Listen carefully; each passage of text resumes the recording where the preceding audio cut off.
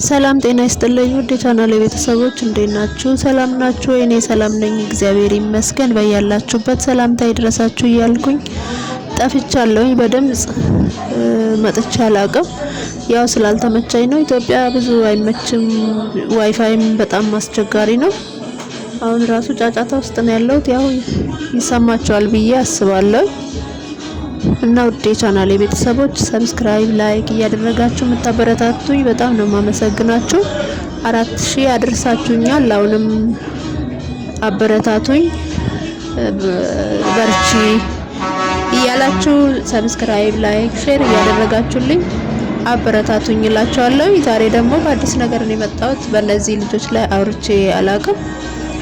እስኪ ዛሬ ደግሞ ማለት የአብርሽ ነገር በጣም ገርሞኝ ነው። በዚህ ሰዓት በአመት ውስጥ ሁለት ሚስት ብቻ አይደለም ለነገሩ እየቀያየሩ ማግባቱ እውነት ነው ወይስ ውሸት ነው? ለኔ ብቻ ነው ግራ የገባኝ ወይስ እናንተንም ግራ ገብታችኋል? ኮሜንት ስራ አስቀምጡልኝ። እውነት በጣም ነው ግራ የገባኝ። ማለት ሰው እንዴት ልጅ ወልዶ በዚህ ልክ በሚዲያ እንትን ይላል ብዬ ግራ ገባኝ። እና እናንተም እንደኔው ግራ የተጋባችሁ ወይም ደግሞ እኔ ቀልድም ወይም ለዩቲዩብ እየመሰለኝ ነው እንጂ እውነት ጤነኛ ሰው እንዲህ ያደርጋል ብዬ አላስብም። ያችን የመሰለች ልጅ ቁጭ አድርጎ ሌላ ይመኛል ብዬ አላስብም። በዛ ላይም ደግሞ ሚስት ያለው ልጅ ያለውን ሰው ለኔ ይሆነኛል ብላ ሌላ ሴት ነግለኔ ሳትል እንደዚህ አይነት ውስጥ ትገባለች ብዬ አላስብም። ምክንያቱም ነገ በሩታ ላይ የደረሰው እሷም ላይ ሊሆን ይችላል። እውነት ነው ብዙ ወንዶች ሴት ልጅ ስትወልድ ይቀየራል፣ ባህሪውም ይቀየራል፣ ሁሉ ነገሩ ይቀያየራልና ግን የነሱ ደግሞ የአብርሽ ደግሞ አይና ወጣኔ እውነት ይሁን ውሸት አላውቅም። እንግዲህ እውነት አይመስለኝም። በእርግጥ ግን እውነት ከሆነ በጣም አሳፋሪ ነው። እውነት እንዲህ አይደረግም። ያችን የመሰለች ልጅ እያለች ሌላ እንዲህ ያደርጋል ብዬ አላስብም። እስኪ እናንተ የተሰማችሁት እውነት ነው ወይስ ውሸት ነው? ግራ ተጋባችሁ እንደኔ እላችኋለሁ። ሴቶች ደግሞ ብዙ ጊዜ ወንድ ይሄ ሚስት ያለው ወንድ ምናምን ይመቻቸዋል ይሁን አላውቅም።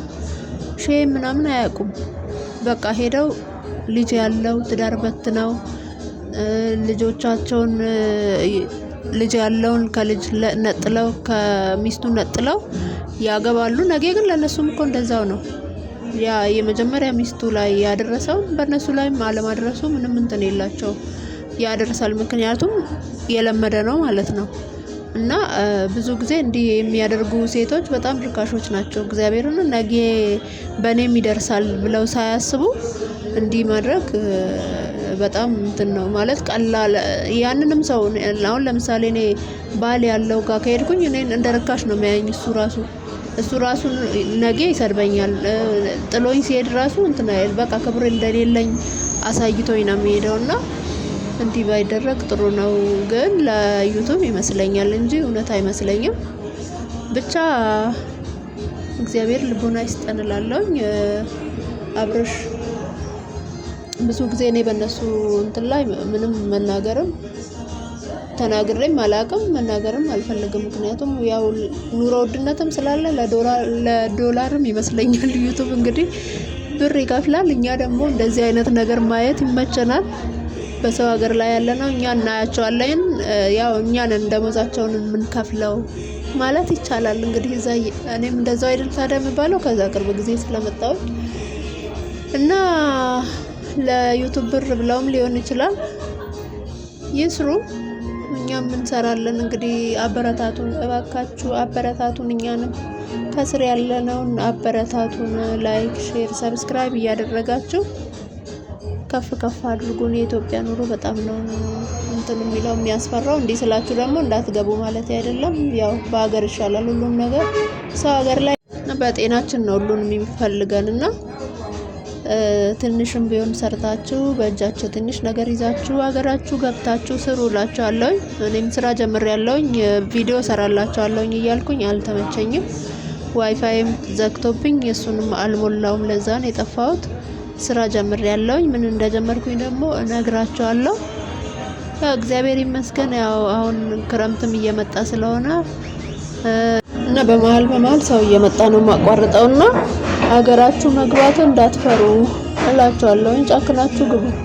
እውነት ኑሮ አይሞላም። እኛንን እንጂ እድሜያችን እየገፋ በቃ አቅማችን እያነሰ የሚሄደው ህይወት በዛው ነች። በቃ ምንም አይሞላምና ግቡ እላችኋለሁኝ። ውድ የቻናሌ ቤተሰቦች በያላችሁበት ሰላምታዬ ብዝት ይበልላችሁ እያልኩኝ ወይኔ ፋሚሊ ነኝ።